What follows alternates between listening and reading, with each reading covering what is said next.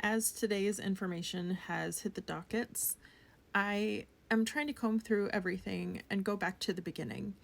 And I know that there's been, conversation about, well, this happened here and this happened there, and this conflicts with what these two are saying. But today's documents bring me right back to the beginning, and I think people are forgetting how hostile this situation was in July and August of 2024. And let me remind you, it was not because of these two. It had nothing to do with anything that they were doing that was actively causing hostility behind the scenes. Let me bring you back to page 128 of the documents filed on 116. And in section 208, it states, Jones had always been volatile, but her behavior had become downright deranged. Often, Abel was on the receiving end of her outbursts. For instance, Jones informed Abel's charges that she had learned through psychic readings that Abel was an alcoholic and a gambling addict. Neither has any basis in fact. While Jones presumably intended to undermine Abel's credibility, she had actually undermined her own and raised significant concern among the Jonesworks staff about her stability. Jones also announced, per her psychic, that Abel would soon be pregnant with twins, humiliating and infuriating Abel, who Jones knew had struggled with fertility issues. 209, already pushed to the brink. Abel finally had enough when Jones demanded she corroborate falsified accusations about a senior Jonesworks employee in an effort to drive him out. When Abel refused to go along with it, Jones responded with mockery, calling her a 12-year-old drama queen. 210. On July 10th, 2024, Abel notified Jones of her departure from Jonesworks and intention to start her own business. Abel offered a 6-week transition period with an end date of August 23rd. Predictably, Jones took the news poorly, to say the least. Consistent with her increasingly erratic behavior, Jones swung from extreme to extreme, 1 minute desperately attempting to convince Abel to stay, then the next berating her and cutting her out. And then we have multiple screenshots here. And this is with Steph. You just quit on a Zoom with your employee, Jen, then blasted our entire senior team, your resignation. Grow up. Jen responds, I've been nothing but a good partner and helped grow a team, grow LA from 4 people to 13, and I'm proud of that. I don't want this to be hostile. Steph responds, I'm not the one creating hostility or drama. You have and continue to do so. No one senior behaves like this. It's reactionary, dramatic, and immature. Sad. And I have been equally good to you. No one else would do for you what I have done. You'll see. Your behavior is appalling. You'll see. Jen responds, and I thank you for everything you have done and the many opportunities.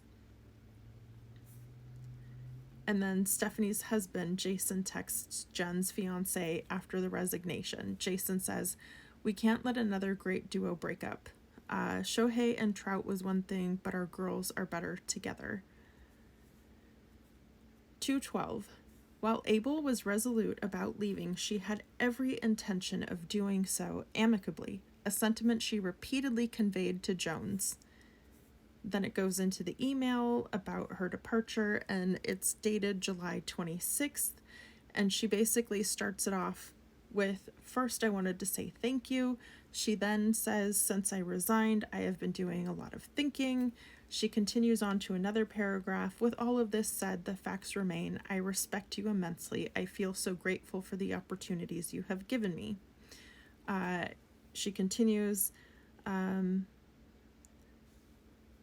do feel it's necessary at this point that I continue to move forward with my resignation. And then she closes out the email after that. 213. However, as Abel's end date drew closer, Jones grew more combative.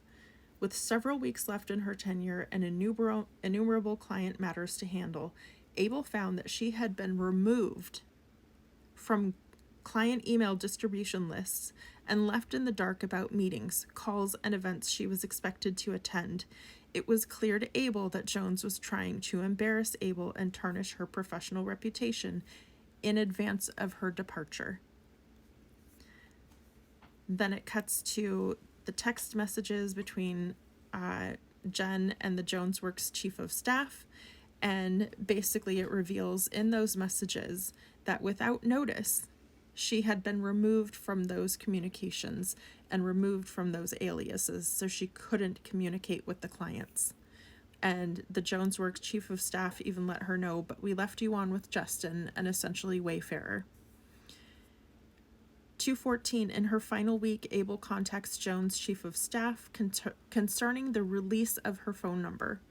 When Abel joined JonesWorks in 2020, she ported her existing phone number and switched to a JonesWorks-issued phone, knowing that she would have to turn over the physical device upon her departure.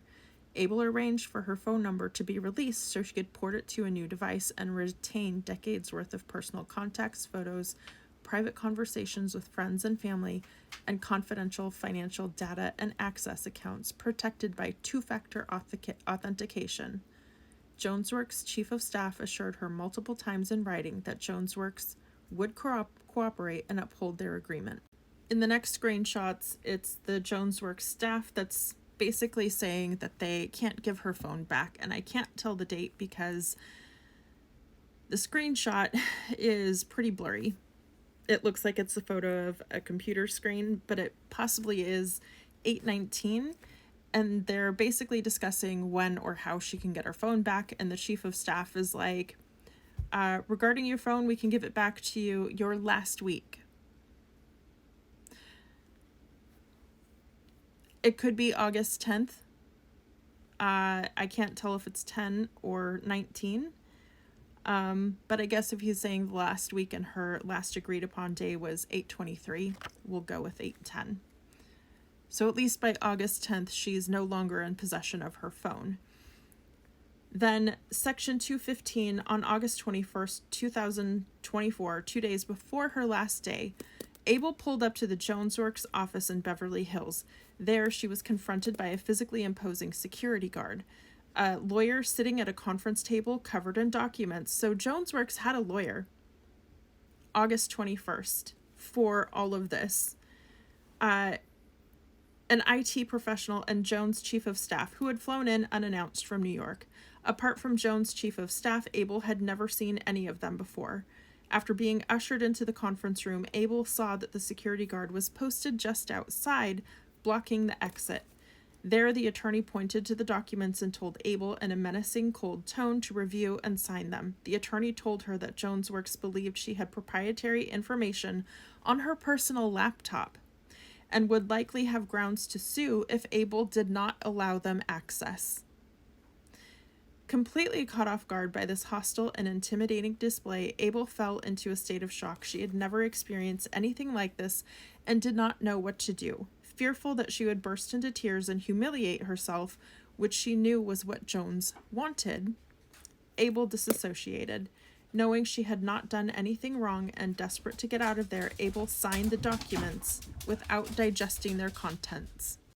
Section 217, afterward the lawyer demanded that Abel hand over her personal laptop. Abel complied, and the IT professional conducted a search that turned up nothing. The attorney then presented Abel with a list of approximately 10 documents and accused Abel of having accessed and stolen them. Abel denied having done so, and the IT specialist conducted a further search of her laptop, which again turned up nothing. The attorney then instructed Abel to hand over her phone, after which security would escort her out of the building. I am furious rereading this again.